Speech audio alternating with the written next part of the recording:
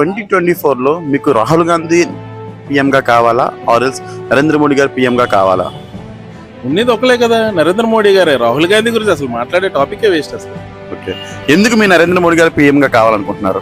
ఎందుకు కావాలనుకుంటున్నా అంటే అతను కింద స్థాయి నుంచి వచ్చిన వ్యక్తి కాబట్టి ప్రతి కింద స్థాయి వ్యక్తి కోసం అతనికి తెలుసు.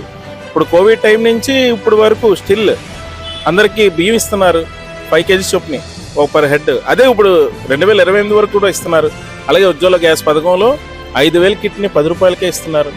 అలాగే ఇంకా చెప్పుకుంటూ పోతే విశ్వకర్మ అనేది పెట్టారు, కుట్టు మిషన్ల కోసం పెట్టారు, అలాగే ముద్రా లోన్స్ అని పెట్టారు, ఉద్యోగిని కోసం పెట్టారు. అలా చెప్పుకుంటూ పోతే ఈ రోజంతా సరిపోదు. అలాంటి స్కీమ్స్ ఎన్నో పెట్టారంటే కింద స్థాయి నుంచి వచ్చిన వ్యక్తి కాబట్టి కింద స్థాయిలో ఎలాంటి ఇబ్బందులు ఉన్నాయో వాళ్ళు ఎవరికి అలాంటి ఇబ్బందులు లేకుండా ఉండాలి కాబట్టి అలాంటి స్కీమ్స్ పెట్టడం జరిగిందంటే అలాంటి వ్యక్తిని మనం రేపొద్దున మళ్ళీ ప్రధానమంత్రి కింద మనం చేయించుకుంటే కనుక రేపొద్దున మన భారతదేశాన్ని ఉన్నత స్థాయిలోకి ఇంకా తీసుకెళ్తారు. అందుకే మేము అతను కావాలంటాం.